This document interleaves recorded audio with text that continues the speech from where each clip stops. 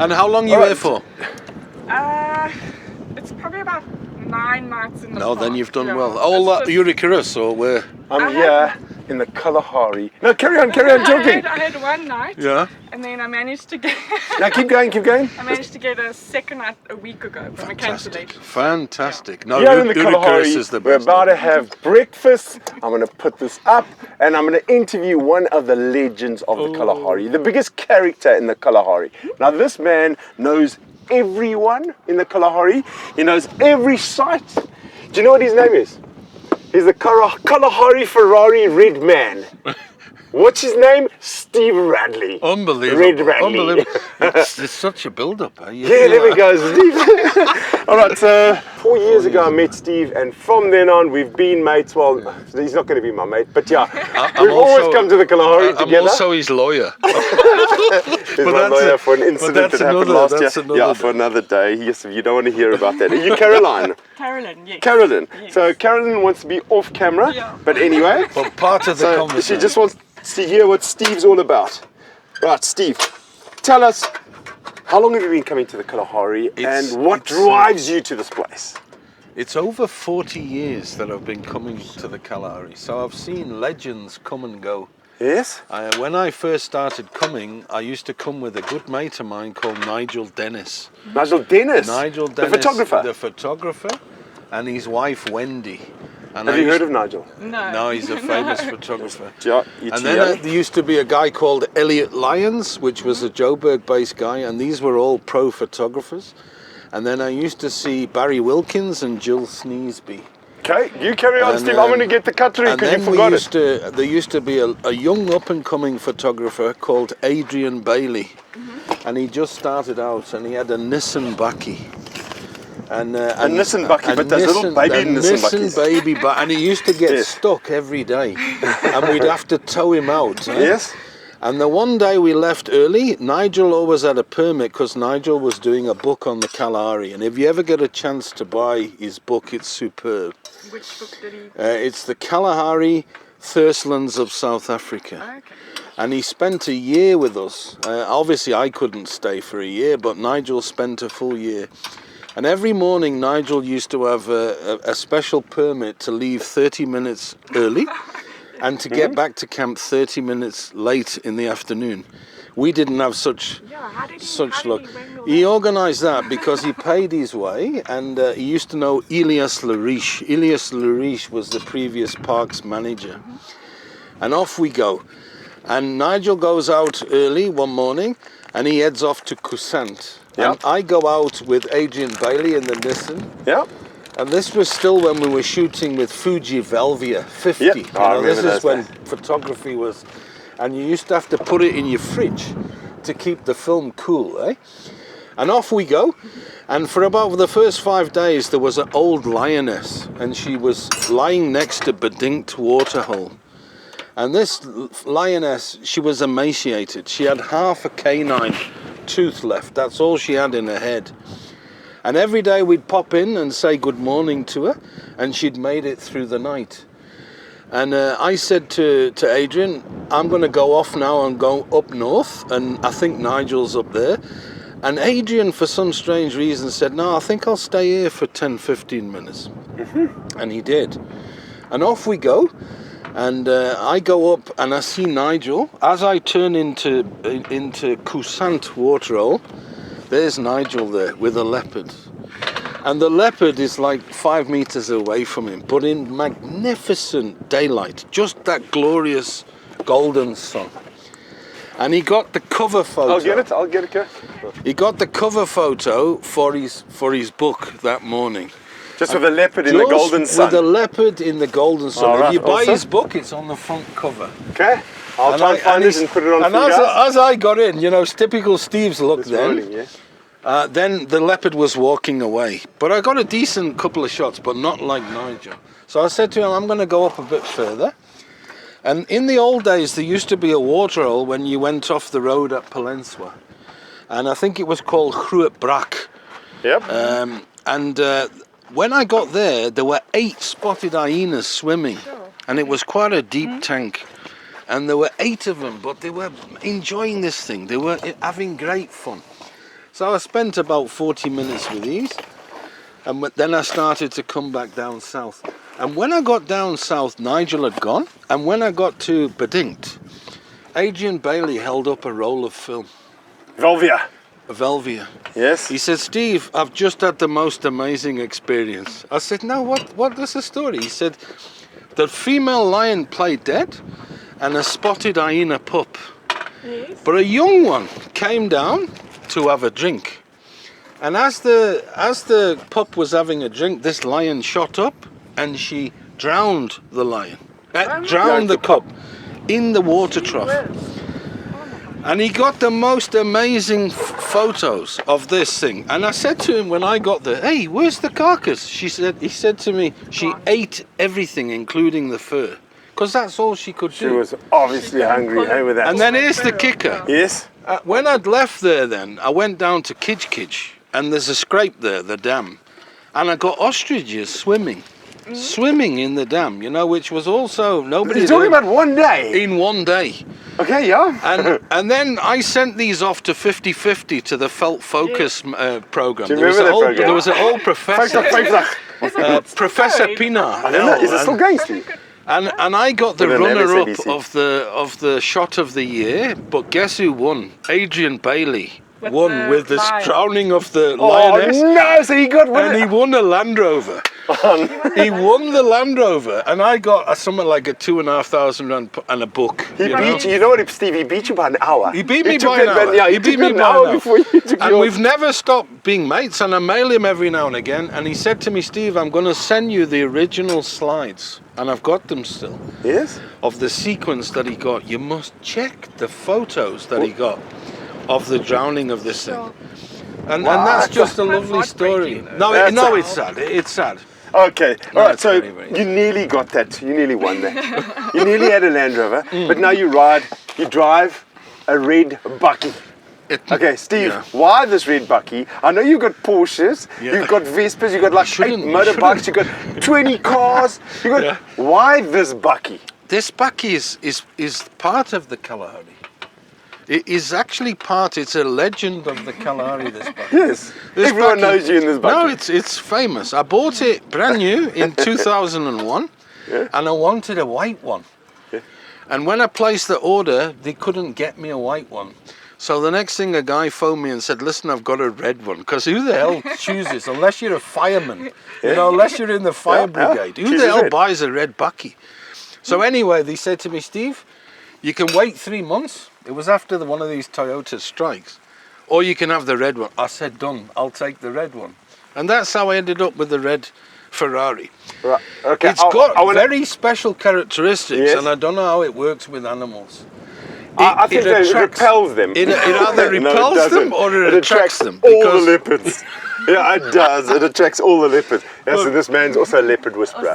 Everywhere he goes, it's in a these 4 days, he's had 5 leopards. Yeah, it's a blessing. Exactly. Just follow him or follow. There's another guy who's in the park here also. There's another lady as well, but we're not going to mention her name on this. We just love her. We just love her. Okay, anyway. I'll go off record to tell you. Let's go over that. Okay, we'll take it off. No, we're not going to go off record yet. All right, Steve, tell me something. What drives you to the Kalahari? What drives you here? It's why the Kalahari, and why do you come here when it's so bloody hot? No, I used to come 3 times a year. I think it's important that everyone understands. The Kalahari changes not just like the seasons, but it brings out different things at different times. So I don't know if you've ever been in the winter, but it's like a nice temperature in the day, 28, 30, sometimes 35, but at night it's -5. So it's brutal. Do you still stay in a tent, or do you go? Yeah, no, I stay in the tent, and it's brutal then. And then the animals change with that as well. So sometimes the eland come in. Yes. You know, so they migrate from, I would say, the Botswana side, go into the dunes. And then one day you wake up and there's 300 eland. And it's absolutely, you can't describe that to someone. Where do 300 eland come? And then they're all thirsty as hell when they arrive. I'm getting on to another matter. A lot of people hate this place. A lot of people love it. It's the What drives you to come here? It's the difference. It's different. I love the Kruger, but this is a dichotomy. This is different. This is the small 5 and the enormous 5 is the way that you could describe this. You get armored crickets. You get all kinds of special small things here, including the most amazing raptors. And the other thing that makes it superb, I regard it as the best place in the world to come and see cheetah. That is it. And Yes. when you see them, it's unlike the Kruger, which the grass is often long. This is open fields. And I'll tell you something that you can experience. The cheetah have become very, very used to people. So they often use it as the car to ambush springbok or something. And it's almost like the cheetah have become one with the people. And the people leave them alone. But it is the finest place in the world How are you? to get We're just cheetah. interviewing, but you can join us, no problem. I'm Carolyn. Hi Bernard, how's it, Steve? How's it, man? Good, Yeah. good. Yeah. All right, so it's Leopard in the morning is not bad, huh? No, That's it's the not best bad. ever, eh? It's not bad. two Well, it's not leopards. the Guys, best we just ever. have to say we got 2 leopards today. It's the first time in my entire life. In his life, And in his life. I've been here for 20 odd years and I battled to find leopard. For I've the had- past 2 years, it's been great. Why? Because I stick with Steve.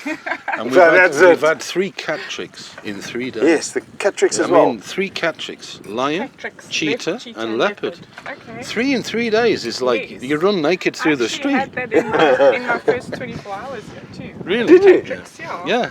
And, For this time, yes. this trip. So I arrived a day ago and I Fantastic. had everything came to because the lion. No, it is. No, it is. The cheetah came early in the morning and Oh, Uri is the place to No, be. it is. It's a But you have to perfect- pay. It's like 2,600 bucks a you night have or to something. pay. Yeah. and get a spot. Yeah.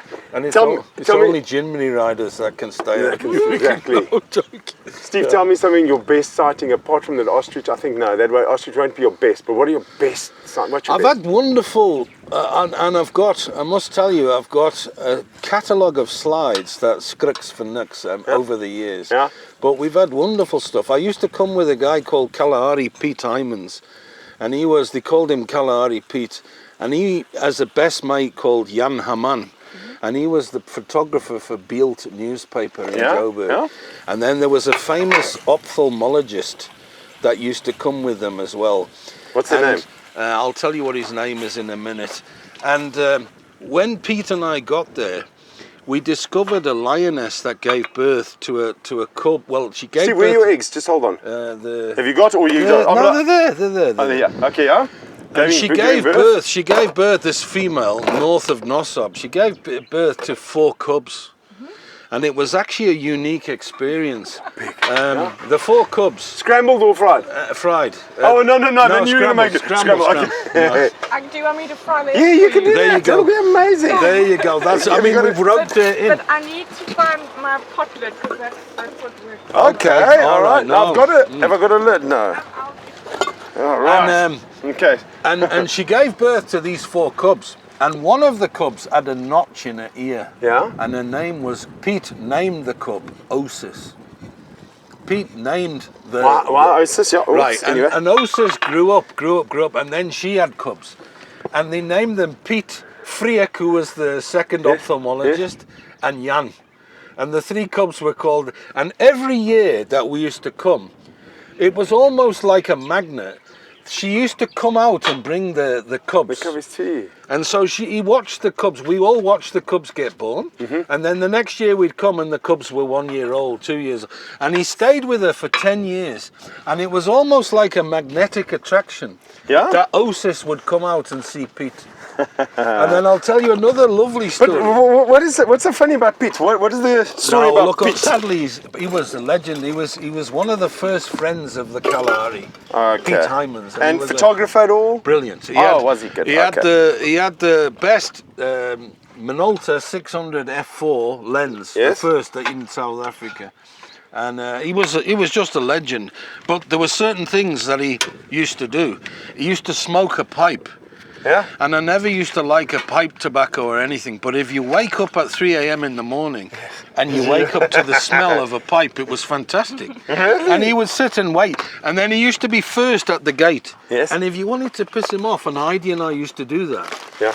then we'd wake up and we'd park in front, and so Pete was second. And he was demurring for the whole day. It was unbelievable. A lot of people get pissed off for that, eh? Unbelievable. But you do find, even at this camp now at the moment, there's one person there who's every single morning, they're there at 4 o'clock.